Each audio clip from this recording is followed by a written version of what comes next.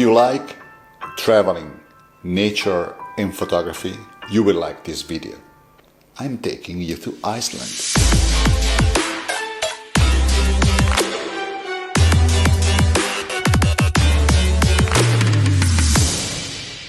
I know for a fact that it is my passion for traveling in nature that brought me to landscape photography. And one of the ideas that motivates me the most with this channel, beside the photography tips that I like to share with you, is to showcase places that I've been lucky enough to visit and photograph. As a matter of fact, as soon as it will be possible, I would love to show you around Italy, scouting for landscape photography spots, but also sharing with you some more of the culture of this beautiful country. These days, though, it's a little complicated to travel. So I'm going to take you to places I have been in the past, sharing with you some of my favorite spots and some behind the scenes of my favorite photos.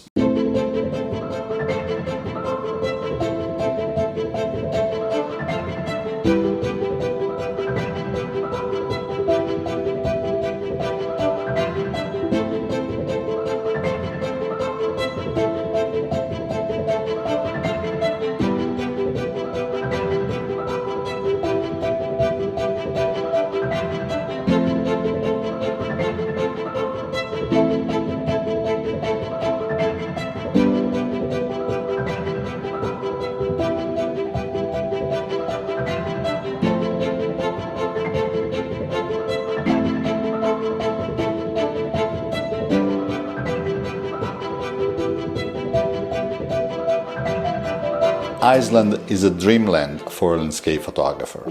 There is beauty everywhere, and possibly because of its volcanic, wild nature, you will find its landscapes very exotic. Glacier, fjords, geysers, waterfalls and lava fields, you name it, Iceland has it all.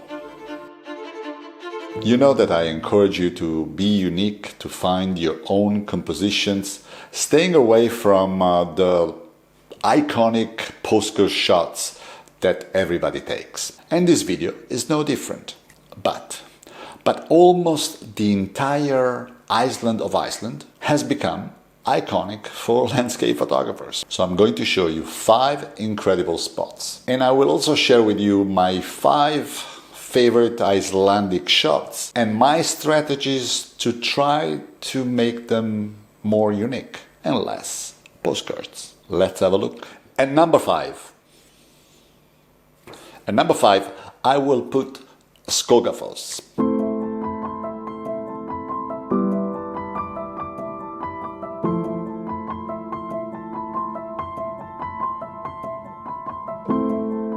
This is a glorious waterfall, 60 meters high, 25 meters wide. It's majestic and beautiful, really photogenic.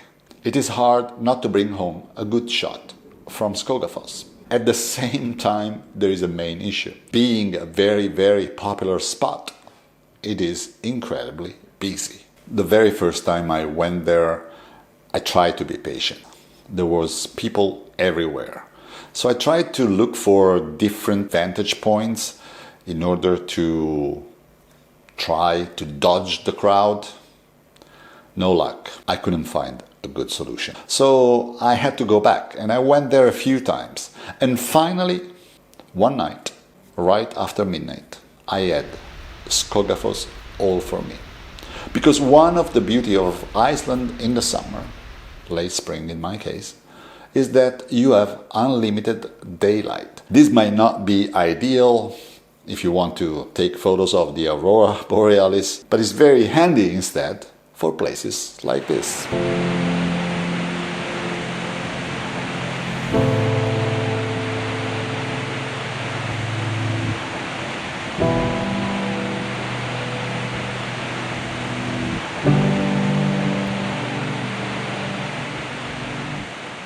And now that the set is all for me, I tried different long exposure length.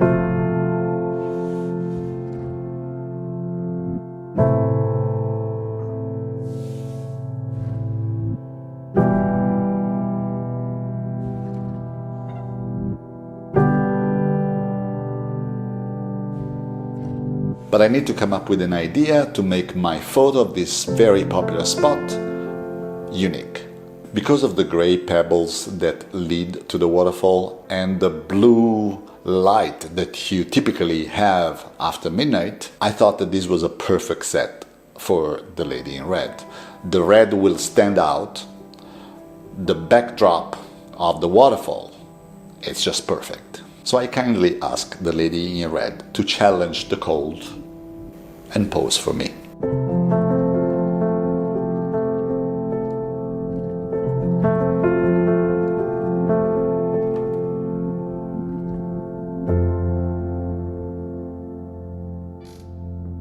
And number 4, I will put another waterfall, which is Selfoss. Selfoss is one of the biggest waterfalls in Iceland. There are multiple water drops and multiple vantage points, so you could get overwhelmed while deciding which is the ideal spot for you. So I sent my drone up in the air to get a better view.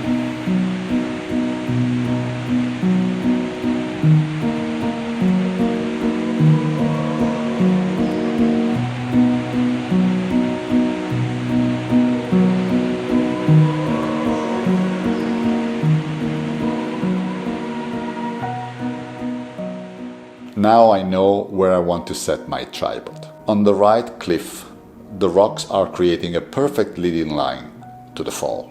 This is also a very popular spot, and although the weather is horrible, there is still a lot of people. So I put my 50mm lens in order to close up a little more and try to cut out most of the people. But as it often happens, there is that one guy that doesn't want to move. He's always up there in the front.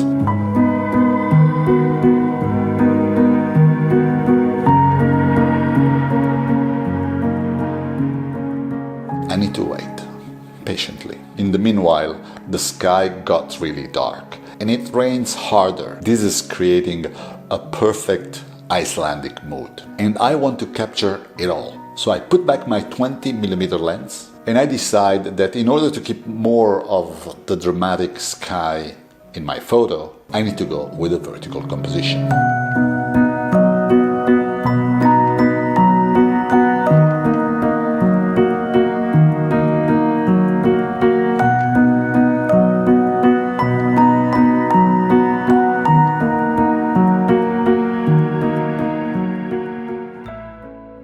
And number 3, I will put Stokksnes. The Stokksnes Lagoon is another epic Icelandic spot. This place, it's a little harder to reach, and for this reason there is a lot less people, which makes it fantastic. Depending on the time of the day and the tide of the lagoon, you will be able to find either a reflection of the Vestrahorn Mountains or an unlimited number of other solid composition. Is just beautiful.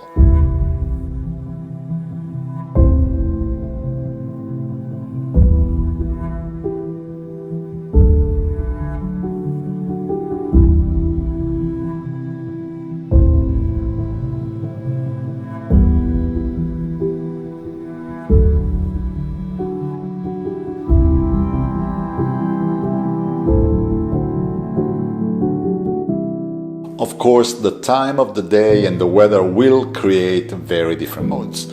And the very first time I went there, there were almost no clouds. Still beautiful, very nice reflections on the water, but that was not really what I had in mind. So I had to go back. And at my last attempt, the conditions were perfect. Epic clouds, dramatic mood, the volcanic black sand dunes, and the massive headland were creating another perfect set for the lady in red.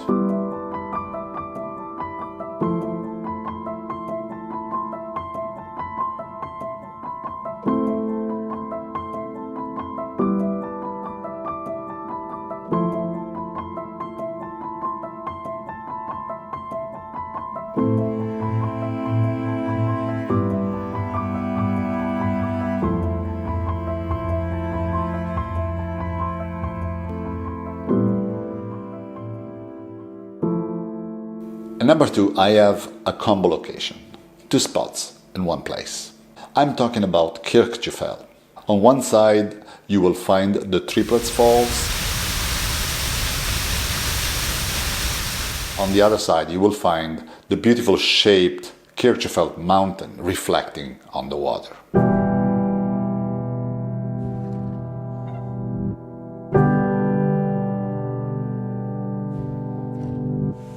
But in order to create a more unique image from this place, I needed something else, something different. So again, I had to wait and come back. The weather in Iceland changes very quickly, and the next day the mountain was covered with a soft layer of snow. This could be the right accent, and I thought that black and white could be the best fit for the scene.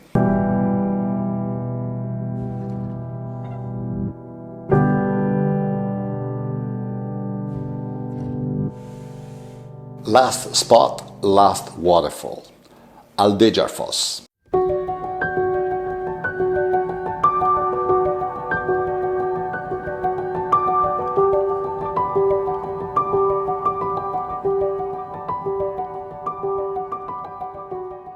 As it often happens with photography, especially landscape photography, you need to be stubborn and you need to be patient. Most people will drive by Skogafoss. Skogafoss is a beautiful, incredible waterfall on Ring 1, the main road that goes around Iceland.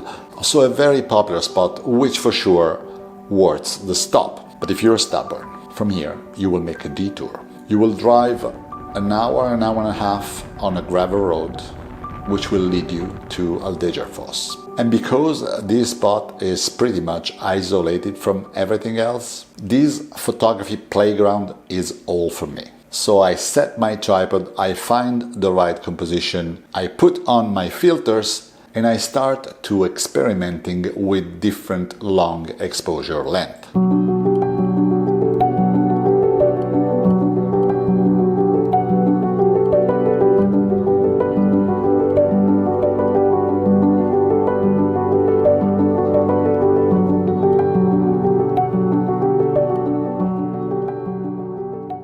What I'm trying to achieve is to create movements on the water to match the pattern of the clouds.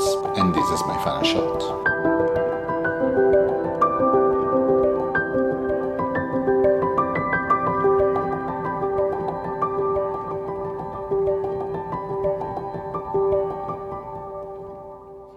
If you love landscape photography and nature, you will need to visit Iceland. And I'm looking forward to go back. Hopefully we will be able to travel very soon. I'm sure you understand that the title of this video was a provocation. Of course, I believe that looking at other photographers' work is always good, and it can be of great inspiration. At the same time, I think that looking inside, listening to what you have to say, finding your interpretation of a place, and communicating your state of mind will always have more value. This is all for today, and I hope that this video could be a quick escape from your daily routines. If you're still here, you could leave me a like and a comment. But no matter what, thanks for watching, and I will see you in the next video.